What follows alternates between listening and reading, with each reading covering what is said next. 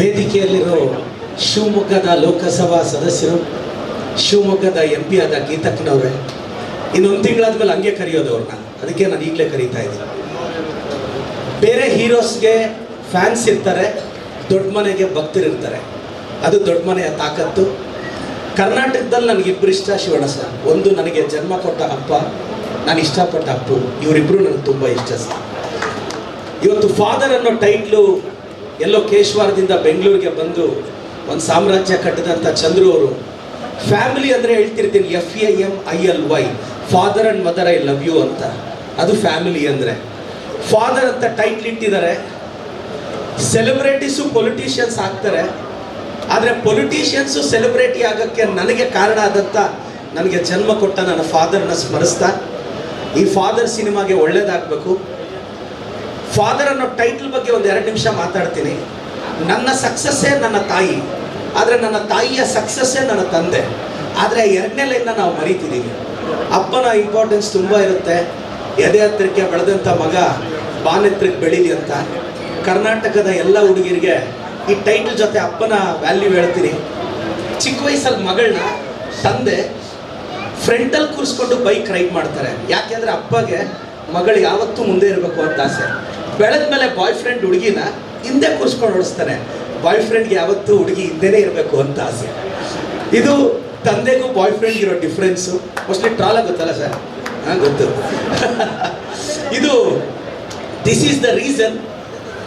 Father ಅನ್ನೋ title ಬಗ್ಗೆ ಮಾತಾಡ್ತಿದ್ದೀನಿ. ತುಂಬ ಜನ ಬೆಳೆದ ಮೇಲೆ, ಒಂದು ವಯಸ್ಸಿಗೆ ಬಂದಮೇಲೆ ಇಂಥ ಕಾಲೇಜ್ಗೆ ಹಾಕ್ರಿ ಅಂತ ಹೇಳೋದೇ ಅಮ್ಮನ ಕೆಲಸ. ಆ ಕಾಲೇಜಿಗೆ ಫೀಸ್ ಕಟ್ಟೋದು ಅಪ್ಪನ ಜವಾಬ್ದಾರಿ. ಇಂಥ ಹುಡುಗ ಇರಲಿ ಅಂತ ಹೇಳೋದು ಅಮ್ಮನ ಜವಾಬ್ದಾರಿ. ಚೌಲ್ಟ್ರಿಗೆ ಅಡ್ವಾನ್ಸ್ ಕೊಡು, ಸಾಲ ಮಾಡು, ಬಡ್ಡಿ ಕಾಸು ತಗೊಂಬ, ಮುತ್ತೂಟ ಮಣ್ಣಾಪುರಮಲ್ಲೋ ಗೋಲ್ಡ್ ಇಡು, ಇದೆಲ್ಲ ಅಪ್ಪನ ಹೆಗಲಿಗೆ. ಸೊ ಈ ಅಪ್ಪನ ಕಷ್ಟ ಗೊತ್ತಾಗ್ತಿಲ್ಲ.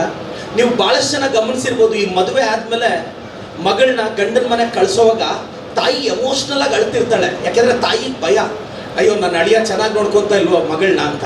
ಆದರೆ ದೂರದಲ್ಲಿ ಅಪ್ಪ ಸೈಲೆಂಟ್ ಆಗಿರ್ತಾರೆ.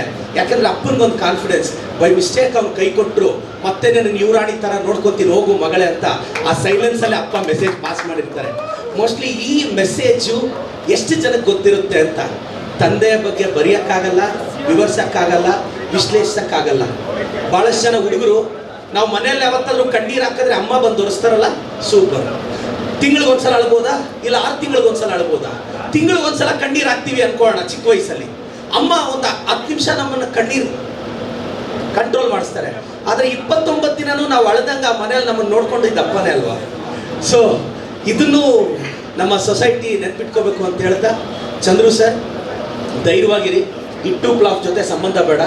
ನೀವು ನಾವೆಲ್ಲರೂ ಬೆಂಗಳೂರಿಗೆ ಸೋಲಕ್ಕೆ ಬಂದವರು. ಗೆಲುವೆಲ್ಲ ನಮಗೆ ಕಾಂಪ್ಲಿಮೆಂಟ್ರಿನೇ.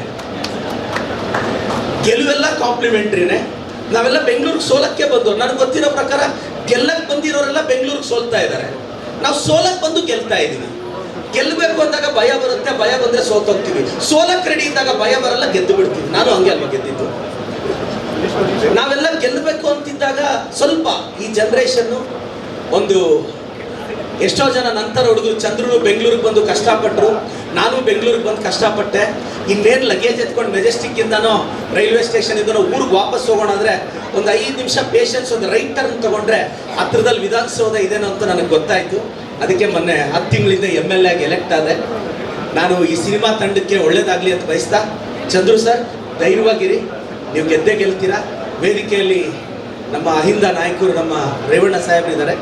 ನಾನು ಇಷ್ಟಪಡೋ ಶಿವಣ್ಣ ಸರು, ಗೀತಕ್ಕನವರು, ನಮ್ಮ MP ಅವರು. ಶಿವಣ್ಣ ಸರ್ ದೊಡ್ಡ ಮನೆಗೆ ಭಕ್ತರೇ ಇರ್ತಾರೆ ಸರ್. ಇದು ನಾನು 5 ವರ್ಷದಿಂದ ಹೇಳ್ತಾ ಬರ್ತಿದ್ದೀನಿ. ಬೇರೆ ಹೀರೋಸ್ಗೆ ಫ್ಯಾನ್ಸು, ದೊಡ್ಡ ಮನೆಗೆ ಭಕ್ತರು ಇರ್ತಾರೆ. ಕರ್ನಾಟಕದಲ್ಲಿ ಪ್ರತಿಯೊಬ್ಬರಿಗೂ 2 ಮನೆ ಇರುತ್ತೆ, ಒಂದು ಅವ್ರ ಮನೆ, ಇನ್ನೊಂದು ದೊಡ್ಡ ಮನೆ ಅಂತ. ಇದೆಲ್ಲ ಹೇಳ್ತಾ ವೇದಿಕೆಯಲ್ಲಿರೋ ಎಲ್ರಿಗೂ, ನಮ್ಮ ಶ್ರೀಕಾಂತ್ ಸರ್ಗೆ ಒಳ್ಳೇದಾಗಲಿ, ಈ ಸಿನಿಮಾ ಗೆಲ್ಲಿ ಅಂತ ಭಾಳಷ್ಟು ಜನ ಹಿರಿಯರಿದ್ದಾರೆ. ನನ್ನ ಟೀಚರು ಮೈಕ್ ಹಿಡಿದ್ರೆ ಗಂಟೆಗಳ ಗಂಟೆ ನಿಲ್ಲಿಸಲ್ಲ. ಆ ಕಾರಣಕ್ಕೆ thank you so much sir. Thank you.